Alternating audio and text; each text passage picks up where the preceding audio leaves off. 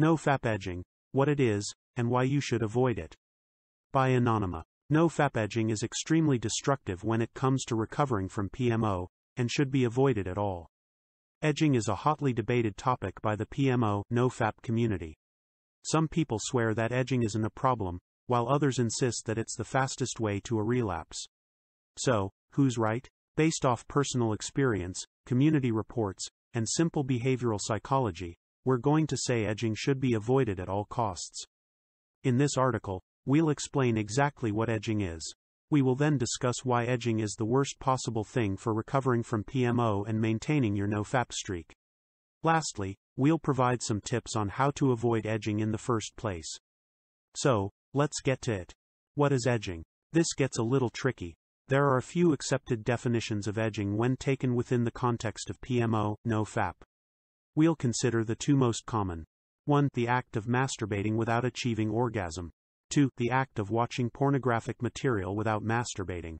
The first definition requires that you are actively masturbating for it to be considered edging. This definition applies regardless of whether or not you are watching pornography, or just using your imagination. The second definition is strictly considering cases where you're visually processing pornography or other such material that can potentially lead to masturbation. This could be anything from pornographic videos to magazines of bikini models. Regardless of which definition you go with, edging is disastrous. Why exactly is edging bad? Depending on which definition you go with, there are different reasons as to why edging is bad. To keep things simple, we'll only focus on the reasons that apply to both cases. It creates the potential for a full-blown relapse. There's no way around it. By engaging in things leading up to an orgasm, there's a greater chance that you're going to actually orgasm. Think about it. In order to orgasm, there's a specific sequence of events that leads up to that point. The exact sequence will vary depending on habits, but in the case of a PMO addict, it will typically look something like this. 1. Some sort of cue brings up the desire to masturbate. 2. The material, porn video, magazine, etc., is accessed. 3. The PMO addict begins to masturbate. 4. The PMO addict achieves orgasm. The important thing to note here is that the further you make it down the sequence, the more difficult it becomes to stop yourself. The neural pathways that are associated with PMO begin to light up. At that point, it's your willpower associated with a belief that you haven't fully embraced against years of habitual conditioning. By engaging in the ritual of masturbation, you've already lost. You might be able to get away with it once or twice, but you will almost undoubtedly relapse at one point or another. Now, while the habitual chain is extremely important to keep in mind, there's another piece that is being attacked. It undermines your entire mindset. Mindset is incredibly important when it comes to Nofap. If you don't have your mindset down, you're bound to fail. And the unfortunate truth is that most people don't have the right mindset about PMO when starting their journey. To beat a PMO addiction, you can't have any wiggle room whatsoever.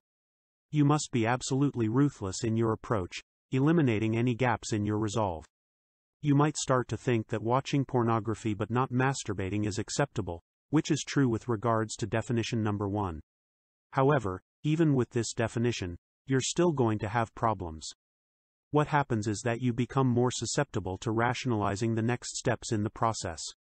It becomes incredibly easy to go from, oh, it's fine to watch pornography, to, oh, it's not so bad if I start to masturbate but don't actually finish, and so on.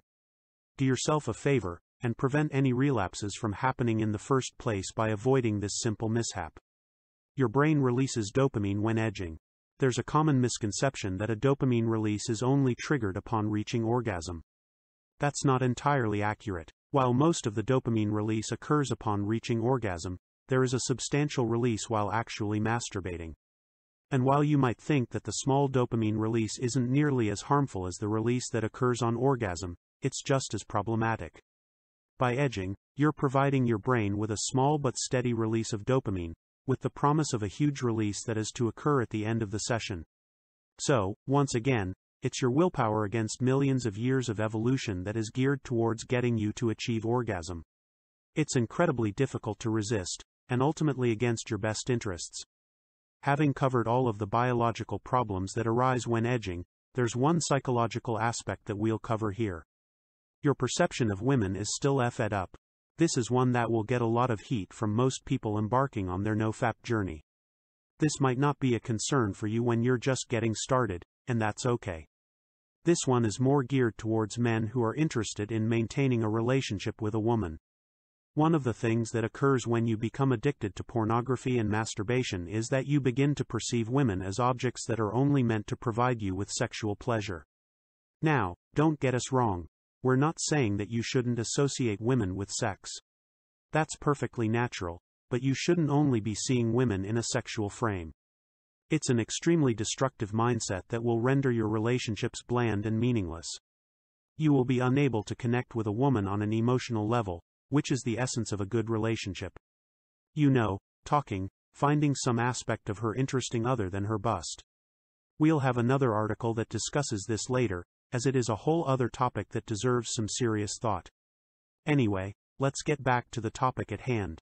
By edging, you are consciously categorizing women as sexual objects.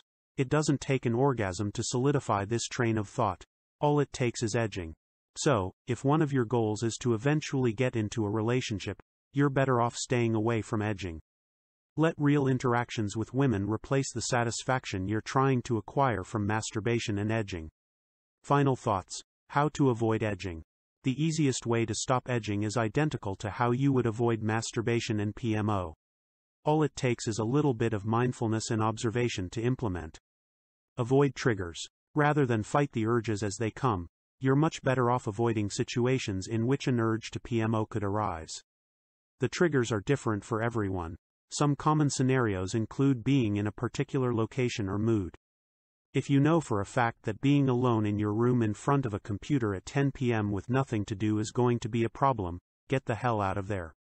Make it a point to avoid being alone at 10 p.m. in front of your computer. How to fight urges. While avoiding triggers in the first place should be your first line of defense, it is more than likely you will be unable to do so at one point or another.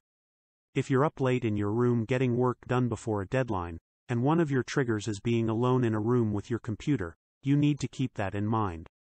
More than likely, an urge will kick in at one point or another. Rather than sitting there and trying to fight the urge, physically getting up and walking around is a much better option. Do something else for a few minutes, grab a glass of water, make a cup of tea, whatever you need to do to get away from the trigger for at least a few minutes. By doing so, you give the craving an opportunity to run its course. Disengaging and then returning to the environment where the trigger occurred drastically reduces the likelihood of a relapse. Are there any side effects to edging?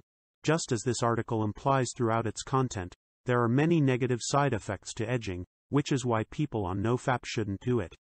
Some of the symptoms of edging include headache, anxiety, feelings of regret, PID, porn-induced erectile dysfunction, brain fog, lack of focus, forgetfulness. Edging is not worth it. Final thoughts. At this point in time, we hope that you've come to the conclusion edging is horrible for you.